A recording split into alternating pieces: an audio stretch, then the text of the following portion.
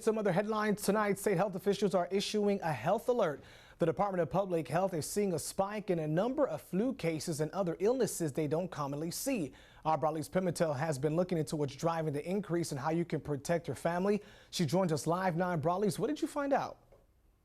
According to public health officials, we aren't even halfway through flu season, and they have seen more than 350 flu-related hospitalizations in just the last week. They say that number is growing by the day, and people aren't taking illnesses like whooping cough seriously enough.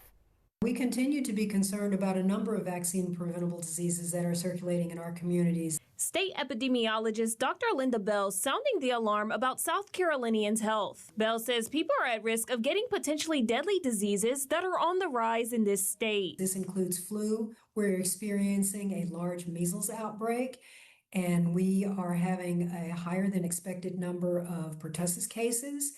And at the same time, our other seasonal viruses that circulate this time of year that we want people to be aware of is COVID and RSV, or respiratory syncytial virus. Bell says case numbers will keep rising without vaccination. The health department is monitoring a new strain of the flu called Variant K that's known to be aggressive and will attack even the healthiest people. Regardless of the severity from one season to the next, we unfortunately see hospitalizations and deaths from the flu every single year. According to data from the Department of Public Health, 10.1% of patients are going to the hospital this season for flu-like symptoms, which is above the state's average of 3.7%. One flu-related death has already been reported this season. MUSC infectious disease doctor Scott Curry says it's a problem they're seeing in all of their hospitals. All across MUSC and every one of our ERs, about 1 in 10 people right now are there with a positive flu test. Curry says most of the people who are in the ICU with the flu are not vaccinated. He says people most at risk are those with heart disease, lung disease, diabetes, or older than 65. Bell says complications can be seen beyond those groups. It may surprise people to know that young children under the age of 5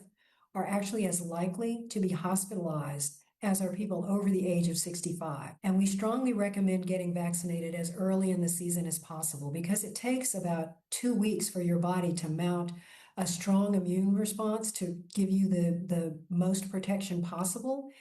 And so now that we're already seeing widespread flu activity across the state, now is really the time to get that protection. Both Dr. Bell and Dr. Curry encourage people to get a flu shot. They also remind people to make sure they're washing their hands, carrying hand sanitizer, and wearing a mask if they feel it's necessary. Back to you, Friendy.